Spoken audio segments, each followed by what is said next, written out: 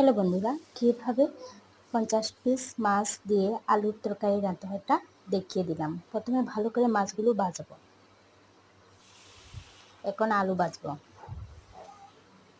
আলুগুলো ভেজে তুলে নেব। তেল ডাললাম, পাঁচফোড়ন, তেজপাতা, সম্বাস দিলাম, মশলা দিয়ে দিলাম তেলে। ভালো করে মশলাকে আলু ছেড়ে দিলাম। ভালো করে আলুটাকে মশলার সাথে ভাজবো।